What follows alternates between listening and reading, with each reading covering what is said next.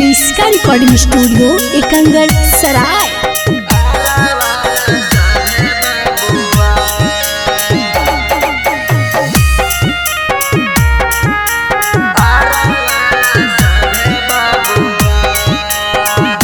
Presented by Kriska films.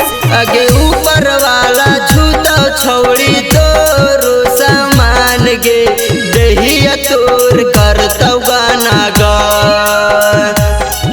आगे ऊपर वाला छूता छौड़ी तोरो सामान गे दहिया तोर करतौ गाना गा। आगे देता वैसन डोज छौड़ी गारामी पर पोज गे गाया जिला के सभे बाबुआ। आगे देता वैसन डोज छौड़ी गारामी पर पोज गे गाया जिला के सभे बाबुआ। बचतौ नहीं तनी कोई जतिया के छौड़ी चले नहीं तू कमर लाचका। आगे बचतौ नहीं तनी कोई जतिया के छौड़ी चले नहीं तू कमर लाचका।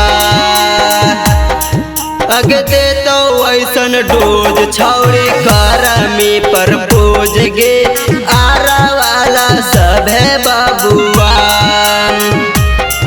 आगे देतो ऐसन डोज छौड़ी करमी पर पोज गे आरा वाला सभे बाबुआ।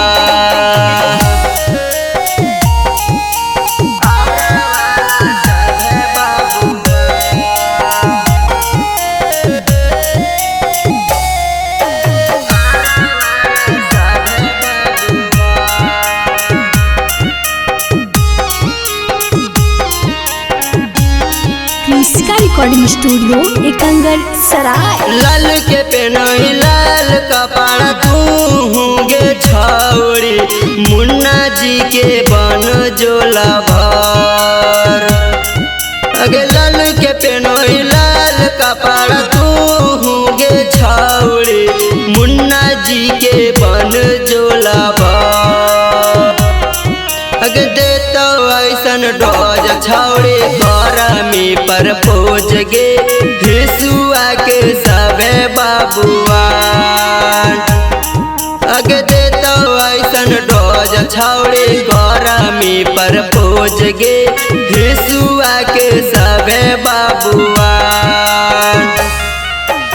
क्रिस्का रिकॉर्डिंग स्टूडियो एकंगर सराय।